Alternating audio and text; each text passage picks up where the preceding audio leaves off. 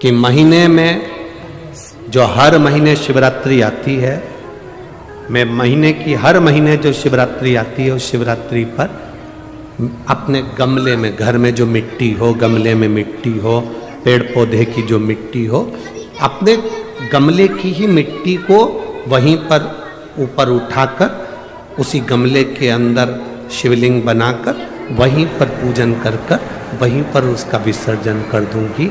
उसका भी जो पुण्य है उतना ही मिलेगा जितना पार्थिव शिवलिंग के पूजन का। कोई नियम बना लो कि 1 महीने में एक बार मुझे पार्थिव बनाना, कोई नियम बना लो मैं 3 महीने में एक बार पार्थिव बनाऊं, कोई नियम बनाओ कि मैं 6 महीने में एक बार पार्थिव बनाऊं, कोई नियम बना लो कि मैं साल भर में एक बार जो सावन के महीने में शिवरात्रि आती है, जैसा आप लोग सब ऑनलाइन बनाते ही हो, पार्थिव का निर्माण। एक संकल्प अपने भीतर,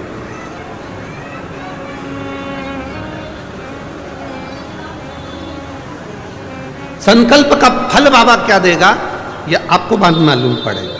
वो क्या देगा आपको वो बाद में मालूम पड़ेगा।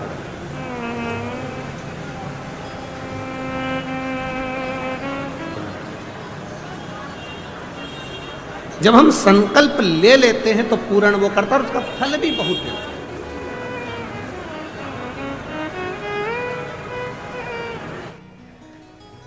अगर ये संकल्प नहीं ले सकते तो दूसरा संकल्प लो।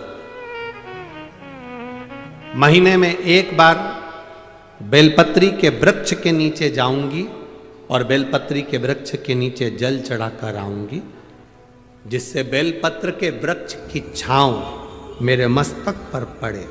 कहते हैं एक बेलपत्र के वृक्ष में 33 कोटि देवी देवताओं का निवास होता है। जब एक बेलपत्र के वृक्ष के नीचे हम जाते हैं तो ये समझ लें कि 33 कोटि देवी देवताओं की छत्र छाया में हम पहुंच गए। 33 कोटि देवी देवताओं की छत्र छाया में हम पहुंचे। ये भाव अपने भीतर प्रकट करो।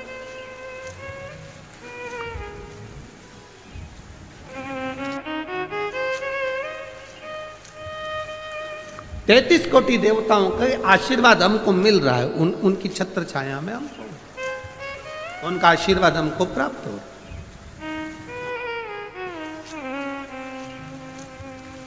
एक संकल्प अपने भीतर होना चाहिए। इंदुमती का संकल्प था शिवलिंग का निर्माण करना, पूजन करना, और उस शिवलिंग को जब तक वो विसर्जन नहीं कर देती तब तक वो बोलती नहीं, खाती नहीं, पीती नहीं। और कोई बीच में आकर अगर मान लो किसी सेना ने आक्रमण भी कर लिया तो उसको शस्त्र से लड़ने की जरूरत नहीं पड़ती थी। राजा भीष्मक, विदर्भराज भीष्मक शस्त्र लेकर आगे नहीं बढ़ता था। केवल इंदुमती का जो शिवलिंग का विसर्जन करने जाती थी इंदुमती, उसके नेत्र की ज्वाला इतनी प्रबल होती थी कि सामने जो सेना आती थी वो जलकर राख हो जाती थी। इसलिए कोई आक्रमण नहीं कर पाता था। इंदुमती का इतना इंदुमती के संकल्प का फल था। इतना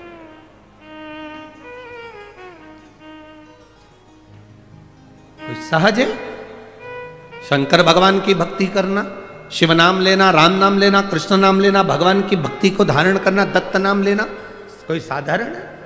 आप जिस भाव से भगवान की भक्ति कर रहे हैं वो भगवान की भक्ति भगवान स्वीकार करता है।